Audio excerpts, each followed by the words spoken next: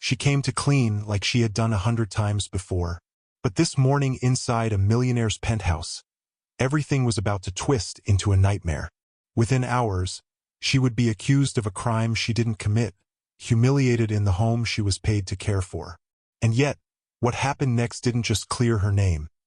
It exposed the dark truth about power, privilege, and prejudice. How could one ordinary woman, armed with nothing but courage, bring an empire crashing down? This is the story of how everything changed. Angela Carter had spent the last 5 years working for prestige cleaning services. She wasn't just good at her job. She was trusted, professional, and known for her quiet grace. Every morning, she stepped into homes she could never afford, polishing marble floors and dusting crystal chandeliers, then walking back to her small apartment at the end of the day. This Tuesday seemed no different. Her assignment: a luxury penthouse in the heart of the city, belonging to millionaire Jonathan Whitmore. For Angela, it was routine, another space to clean, another job to finish. But inside that gleaming apartment, beneath the surface of wealth and perfection, something was already unraveling. Angela couldn't know it yet, but the hours ahead would test everything she thought she had built: her reputation, her dignity, even her future. And it would all begin with a single accusation. Angela moved quickly through the penthouse, her hands steady as she polished the glass table and arranged the spotless white linens. It was just another morning on the job, or so she thought. But then, a voice cut through the silence like a blade. Jonathan Whitmore, the millionaire who owned the home, stood in the doorway holding his wrist bare. His Rolex Daytona, worth nearly $55,000, was missing. His eyes locked on Angela. Suspicion turned to accusation in seconds.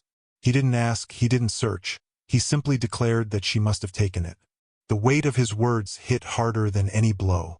Angela denied it calmly, but Jonathan's tone grew sharper, dripping with arrogance. He threatened to call the police, to drag her name through the mud, to make sure no one would ever hire her again. Angela stood frozen, her heart pounding. She knew what his words meant. For a wealthy man, a single accusation could destroy years of her hard work, her reputation, even her ability to survive. But before she could respond further, the sound of desperate wailing filled the air. From the nursery, Jonathan's 6-month-old son, Oliver, cried uncontrollably. Angela's instincts took over. She rushed to the baby's room, finding him in a soiled diaper, his little face red from hours of neglect. Without hesitation, she changed him, soothed him, and held him close. Within seconds, his cries softened, then disappeared completely in her arms. For a moment there was peace. But when Jonathan tried to hold his son, the child's sobs only grew louder. Angela explained gently, "Babies sense stress, they feel tension." But Jonathan brushed it aside, his pride too wounded to admit the truth. Instead, he doubled down. He mocked her calmness, threatening to not only involve the police but also ruin her reputation online, warning other employers about her. Yet something was unsettling in Angela's composure. She wasn't breaking down. She wasn't begging. She was standing her ground, insisting that security cameras would prove her innocence. It was as if she knew something he didn't. And in a way, she did. Jonathan thought he was targeting a powerless cleaning lady. But Angela had lived another life, a life he couldn't imagine. Before coming to the U.S., she had been a licensed private investigator in Jamaica, trained in criminology, skilled in uncovering truth where others saw only shadows. Cleaning was just a way to survive while she pursued her studies in forensic psychology. Jonathan didn't know it yet, but he had picked the wrong woman to frame. As she subtly reached for her phone, Angela messaged her sister to connect her with Detective Luis Martinez, a trusted mentor from her past. Jonathan paced the room, hurling insults, certain he had the upper hand. But outside that penthouse, pieces were already moving. Moments later, Jonathan's phone buzzed. A call from his private investigator. The news left him pale and shaking. His wife Catherine hadn't been visiting her mother in Miami. She had been in Las Vegas with another man. His perfect world was starting to fracture, but his anger only grew. He refused to admit his mistake. He couldn't. Not yet. And so, Angela waited, calm as ever, while Jonathan's empire of arrogance began to crumble, one crack at a time. The truth was coming, and when it arrived, it would shatter everything. The knock at the door thundered like Judgment Day. Police officers stepped into the penthouse, Jonathan striding toward them with a smirk of victory. He pointed at Angela, declaring her the thief, the liar, the criminal.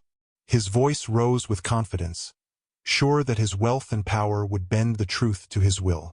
Angela stood silently, hands folded in front of her, heart racing but eyes steady. She had faced worse before.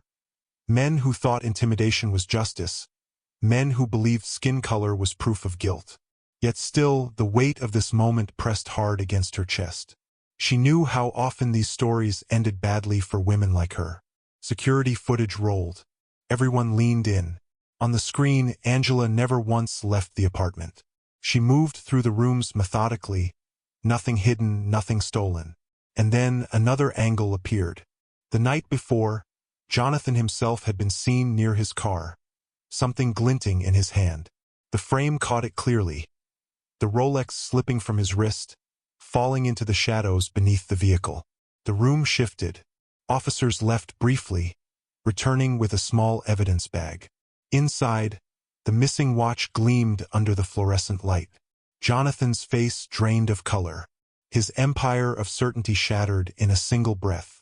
For a man who had threatened to ruin a woman's life, the tables had turned with merciless speed. The officers exchanged glances, and the air filled with a silence heavier than any accusation. Angela didn't smile. She didn't gloat. She simply stood tall, her innocence undeniable, while Jonathan's arrogance crumbled around him.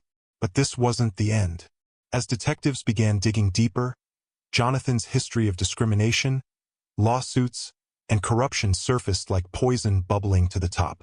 What began as a false accusation was spiraling into something far bigger, a reckoning he could no longer escape. And for Angela, the world was about to see not just a cleaner, but the woman who had forced the truth into the light. In the weeks that followed, Jonathan Whitmore's world collapsed. The board of his company suspended him. Clients withdrew their contracts. The media aired his racist remarks, his history of silenced lawsuits, his corruption, and his arrogance. The man who once held the power to destroy reputations was now the face of disgrace. His fortune vanished in divorce settlements and investigations, his name reduced to a cautionary tale of greed and prejudice. Angela's life, however, took a different turn. What began as humiliation became vindication. With support from a renowned civil rights attorney, her story spread nationwide. She was offered a senior investigator position, earning respect, stability, and a platform to speak against discrimination. Later, she founded a program to defend domestic workers facing abuse, turning her pain into protection for others. The woman Jonathan once dismissed as just a cleaner had become a symbol of justice and strength. But Angela's story is more than one woman's victory. It is a mirror held up to a system where accusations against the vulnerable too often go unquestioned, where skin color can decide guilt before facts ever do. How many others have been silenced, shamed, or destroyed, without the chance to prove their truth? This story reminds us that racism is not just a relic of the past.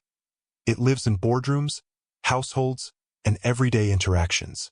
And it carries a cost, not just for the victims, but for a society that allows prejudice to dictate power.